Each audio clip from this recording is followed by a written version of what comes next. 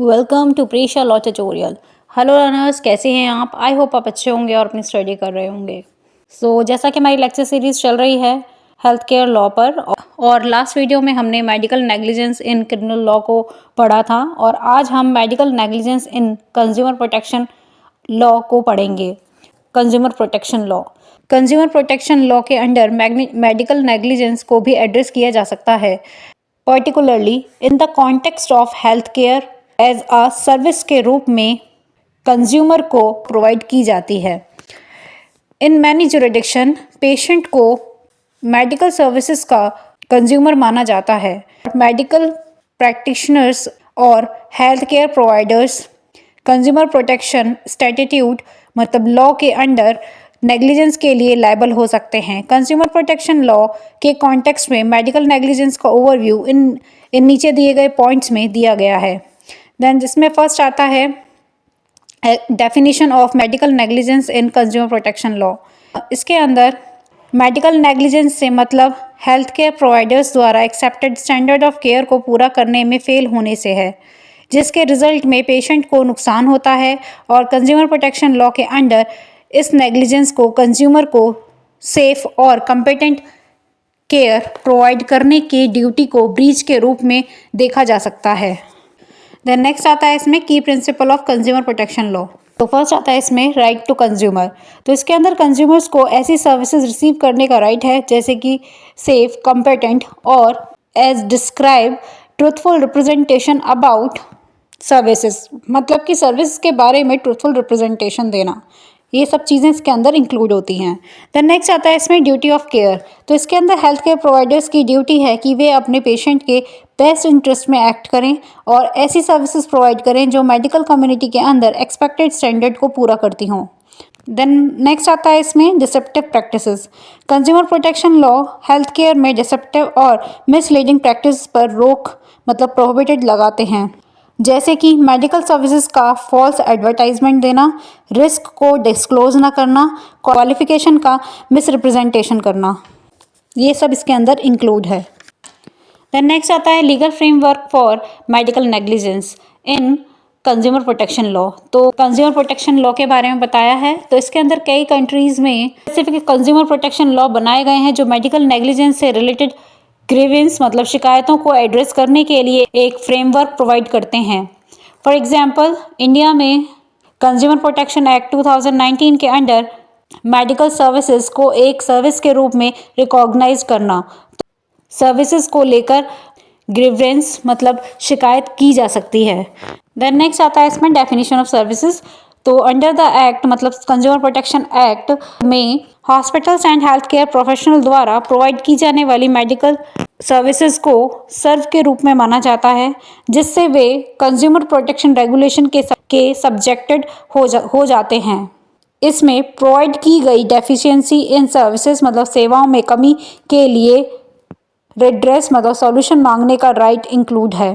Then fourth point आता है इसमें ground for claiming medical negligence under consumer protection law. इसमें हम फर्स्ट बात करेंगे डेफिशिएंसी इन सर्विसेज की। तो इसके अंदर यदि प्रोवाइड की गई सर्विस में कोई डेफिशिएंसी मतलब कोई कमी है तो पेशेंट मेडिकल नेग्लिजेंस का क्लेम कर सकता है, जिसमें इंक्लूड है poor quality of care, delay in treatment, incorrect diagnosis and inadequate consent process. ये सारी चीज़ें इसके अंदर इंक्लूड हैं।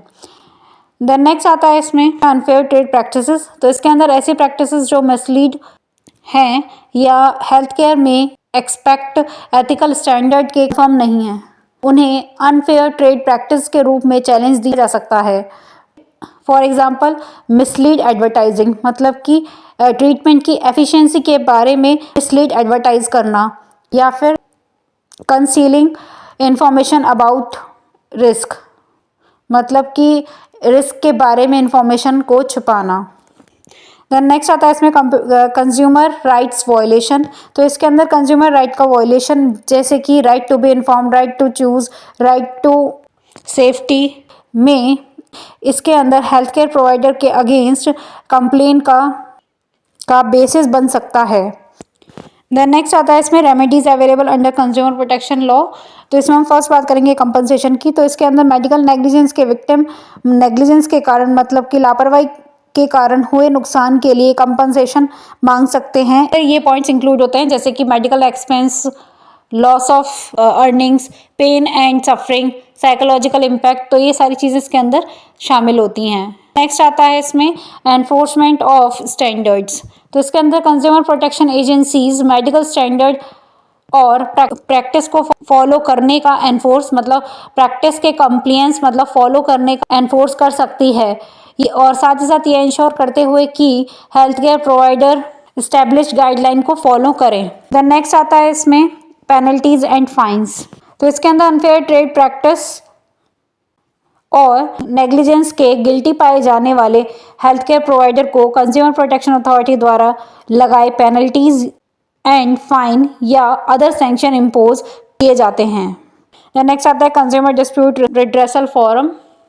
तो इसके अंदर कई जुरिडिक्शन के specialise consumer dispute redressal forum या कमीशन इस्टेब्लिश किए गए हैं जहां पेशेंट हेल्थ केयर प्रोवाइडर के अगेंस्ट नेग्लिजेंस के लिए कंप्लेंट फाइल कर सकते हैं।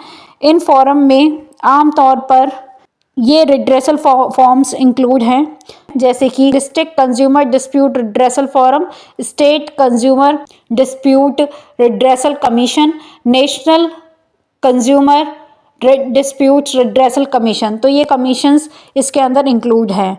देन उसके बाद आता है इसमें एग्जांपल। इसके अंदर अगर किसी पेशेंट को डॉक्टर की नेग्लिजेंस के कारण नुकसान होता है जैसे कि मिस डायग्नोसिस के आधार पर अननेसेसरी प्रोसीजर से गुजरना, तो वह इनमें से किसी एक फॉरम पर कंप्लेंट फाइल कर सकता है।